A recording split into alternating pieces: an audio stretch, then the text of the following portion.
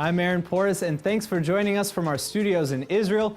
Coming up in today's newscast, all-time great writer, comedian, and filmmaker Jerry Lewis has passed away at the age of 91.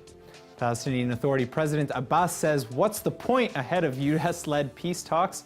And get ready because it's time to reveal the top movie titles you don't want to miss that are competing in Israel's 2017 Ophir Film Awards.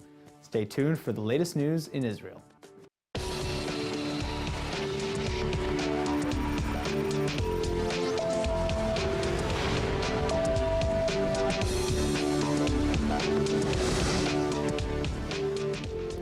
The world lost one of its most beloved talents last night. Jewish comedian and legendary performer Jerry Lewis has just passed away at the age of 91.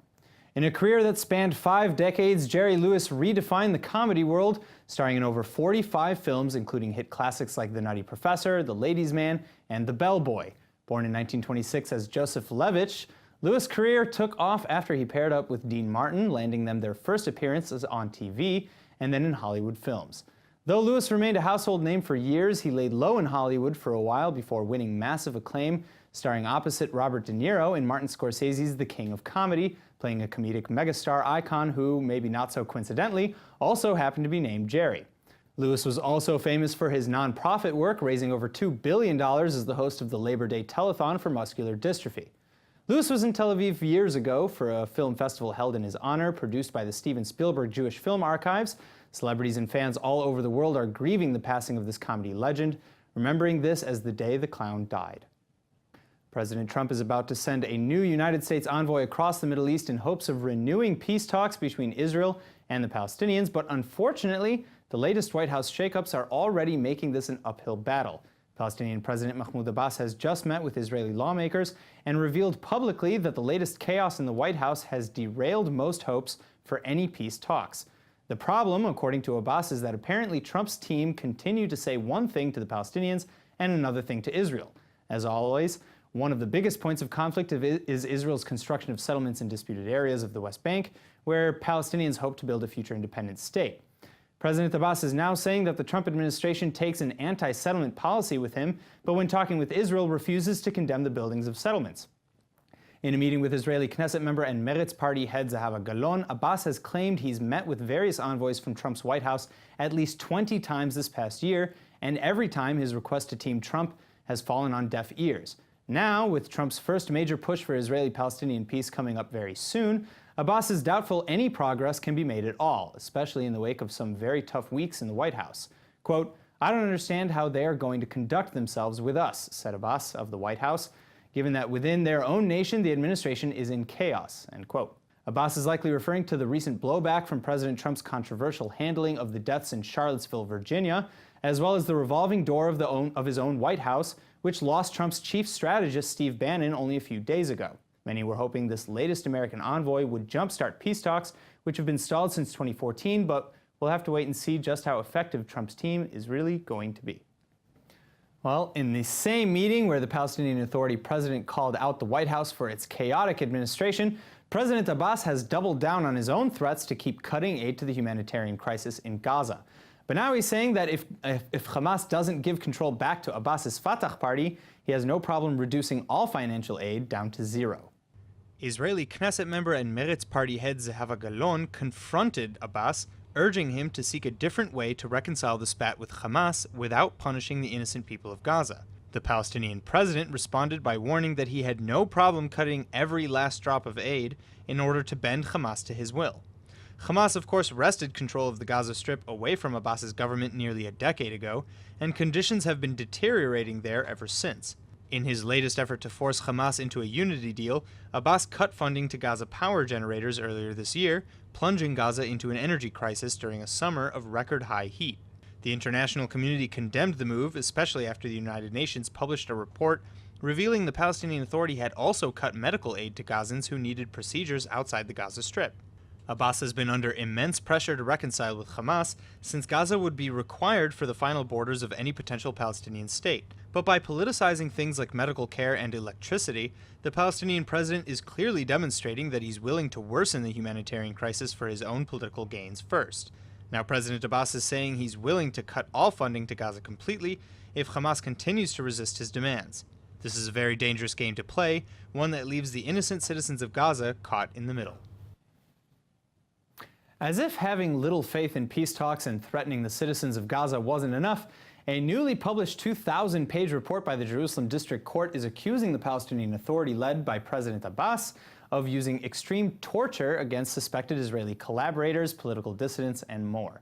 Joining me now to shed light on these allegations is Dr Mordechai Kadal of the Begin Sadat Center for Strategic Studies at Bar-Ilan University. He's also served for 25 years in the IDF military intelligence and is an expert in the Israeli-Palestinian conflict. Thank you very much for joining me, Dr. Kadal. Pleasure. It's not allegations.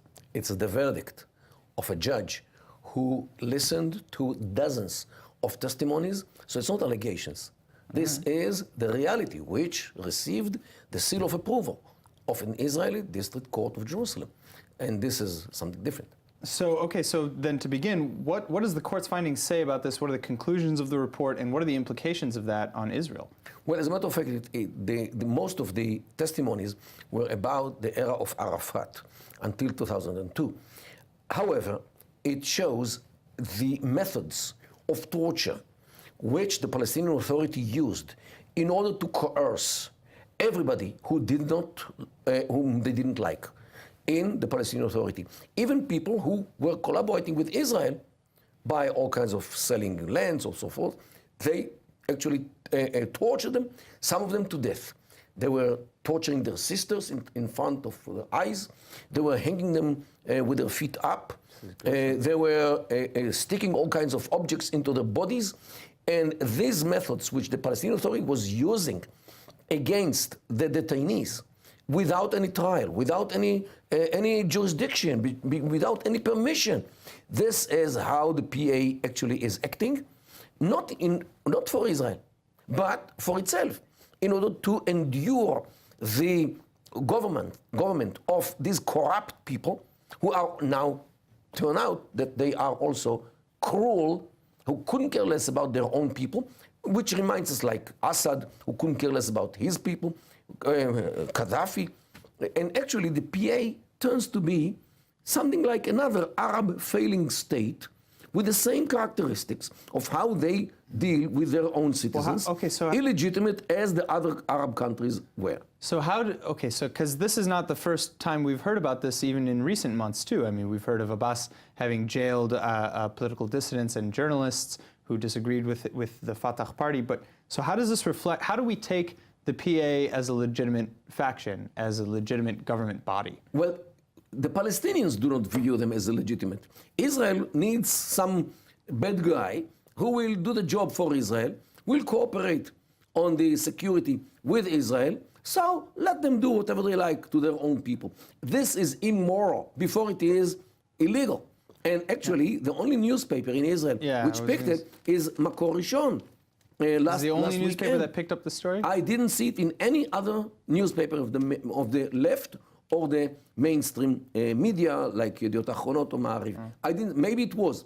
I don't know. But I saw it in Makor Rishon, and actually the lawyers who represented those poor Palestinians who were tortured by the PA were actually so-called settlers, lawyers who live in the Judea and Samaria. And they actually volunteered to help those poor Palestinians against the PA because of what they did to their own people. All right, well, I can't imagine what is going to happen next with these findings. I hope some good comes out of it, that some action is taken. For me, it is another sign that the PA will end up like another Arab country, which is a dictatorship without any legitimacy, and will collapse eventually. And all we're going to see is all kinds of gangs, just like in Syria, instead of giving the government to the clans, which are much more legitimate in the eyes of the population, rather than the gangs of criminals whom we brought from Tunisia in order to control them for us. Israel, unfortunately, has not yet made another thing which is more immoral than establishing the Palestinian Authority. And this is what comes out today by the verdict of the court here in Israel.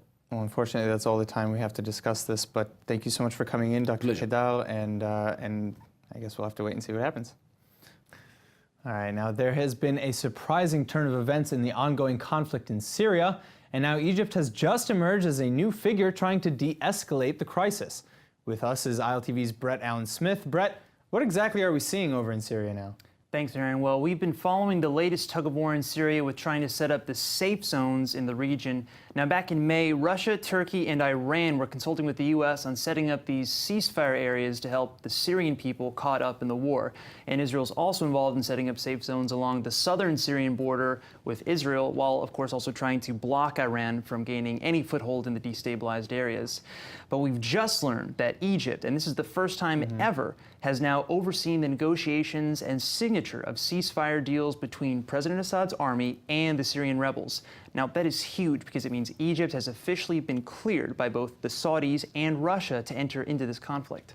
All right, now let me ask you this. If Egypt is now going to get their hands dirty in Syria, if you could say that, what does that mean for Israel? Yeah, well, of course, Egypt is one of Israel's most important diplomatic allies, as well as a key partner in securing Israel's own borders. So obviously, Israel, of course, stands to benefit from having a friendly neighbor in the mix there, especially up against Iran, who Egypt certainly sees as a mutual threat to stability in the Middle East.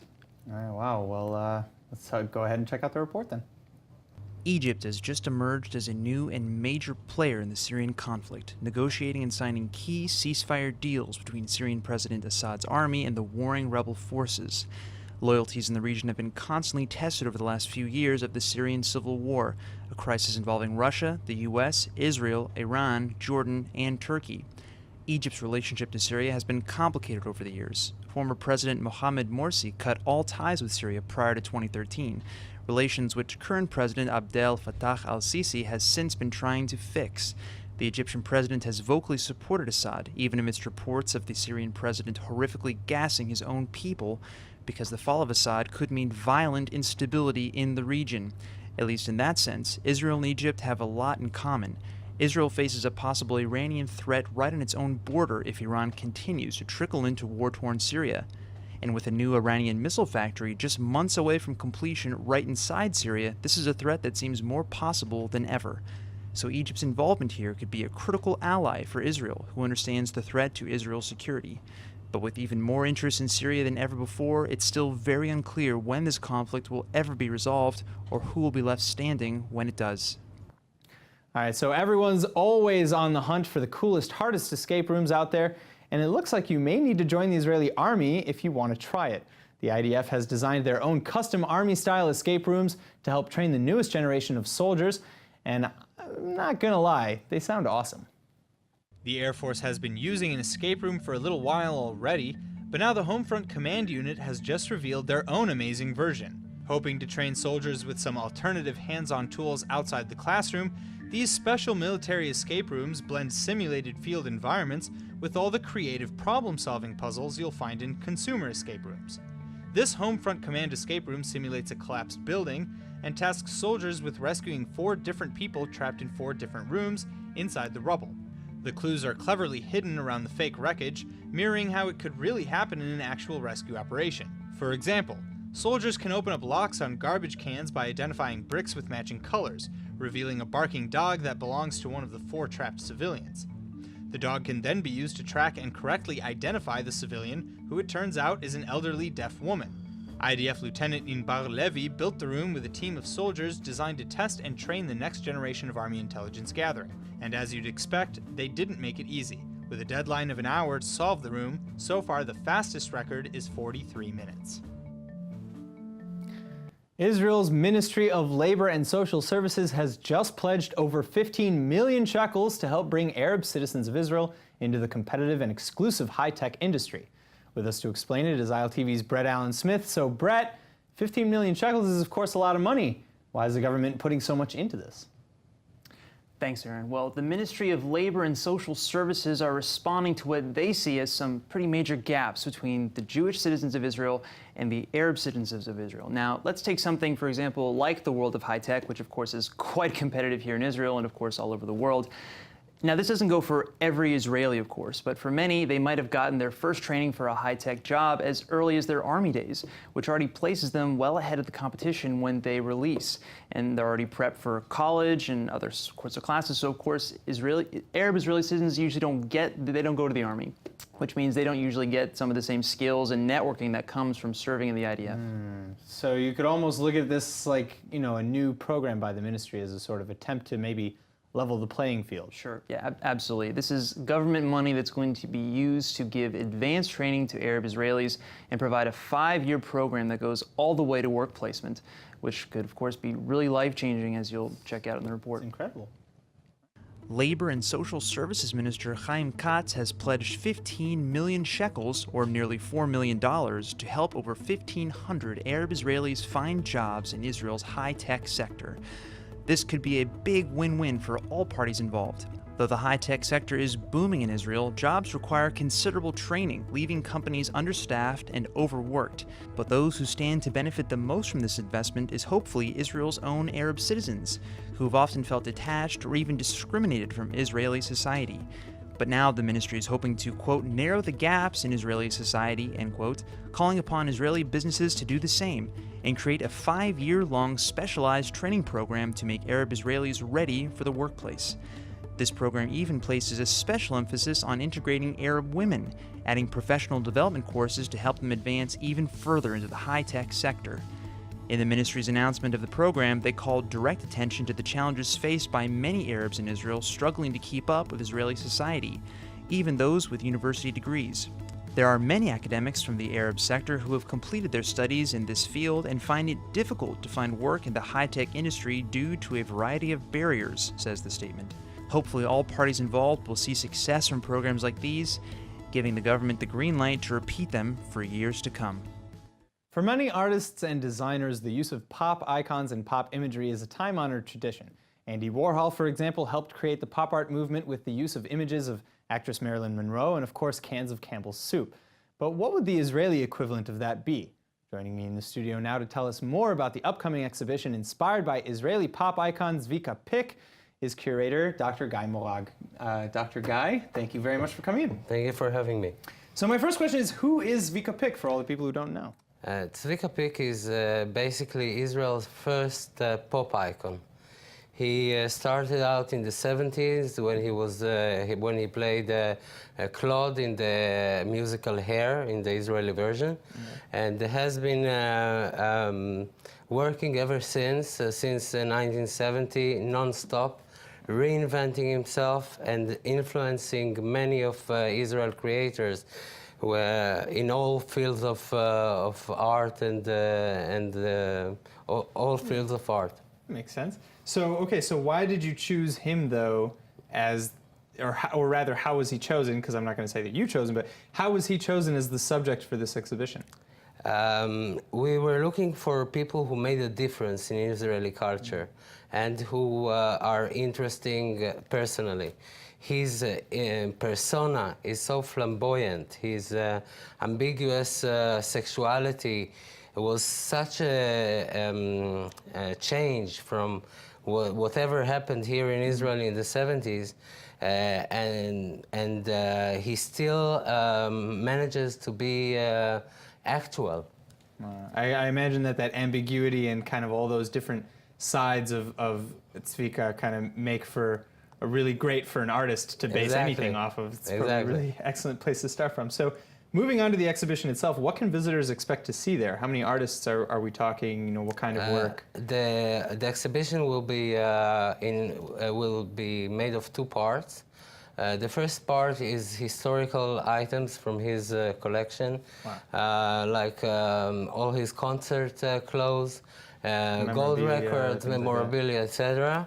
And the second part is 20 Israeli artists and designers who are addressing either his look or his music or special words from his songs.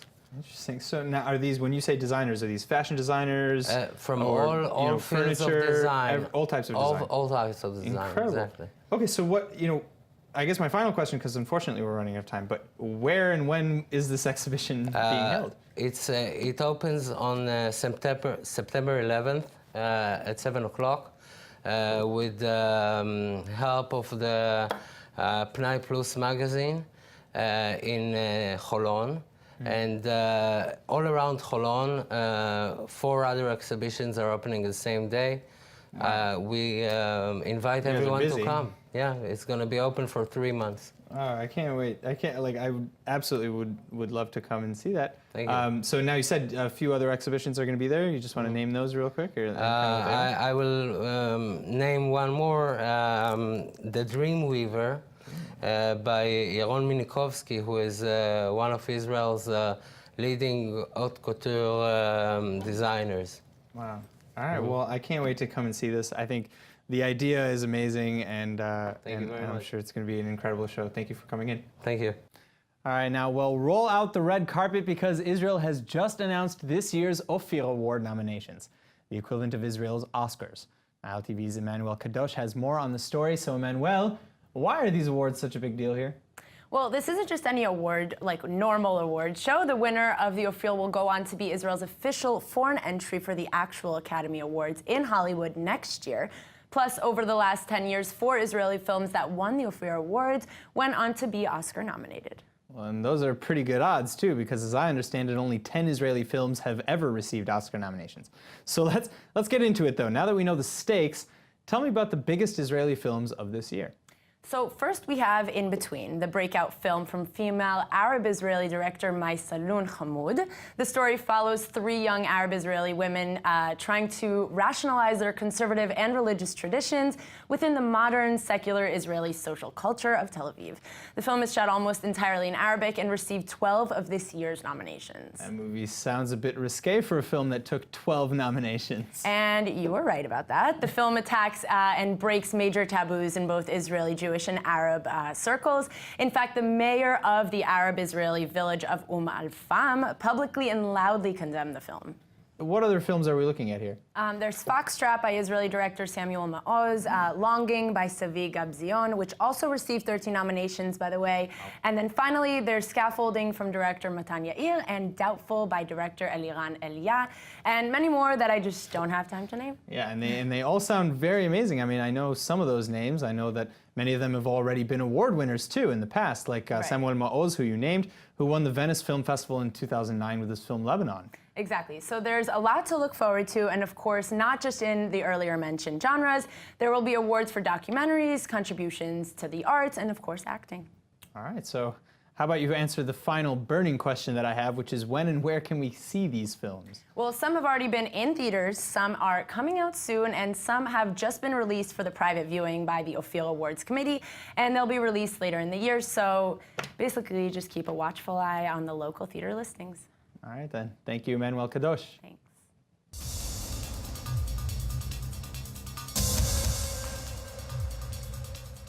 Enroll in eTeacher's online Hebrew courses and quickly discover that it creates the deepest connection to Israel that you could ever imagine. Now for a Hebrew word of the day, escape rooms like the ones the IDF uses for training are popular here in Israel. And while it's true that escape rooms are just called escape rooms in Israel, it's not like we don't have a word for it. So the word today is bricha, meaning an escape. Now there are a lot of reasons why you might want to livroach, or to escape, but to keep things simple for today's word, we'll focus on just one type, obviously a bank robbery. So what's the most important part of any successful bank robbery? The bricha, or the getaway, of course, the escape. That's why when I make my big score, I'm gonna make sure my plan for the bricha is airtight, foolproof. Bye-bye coppers, hello bricha, le Mexico.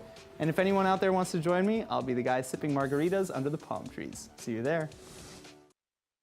The weather is brought to you by international singer-songwriter Sabina. Make sure to check out her latest album, Purple Ribbons, and get updated for upcoming concerts. All right, let's go ahead and take a look at the weather forecast. Tonight should be partly cloudy with a low of 77 or 25 degrees Celsius. Tomorrow you can expect temperatures to be around the same with a high of 88 or 31 degrees Celsius. All right, that's it for today's news. Today's exchange rate is 3.63 shekels to the American dollar. Remember to sign up for our daily newsletter at iltv.tv. I'm Aaron Porras, and thanks so much for watching.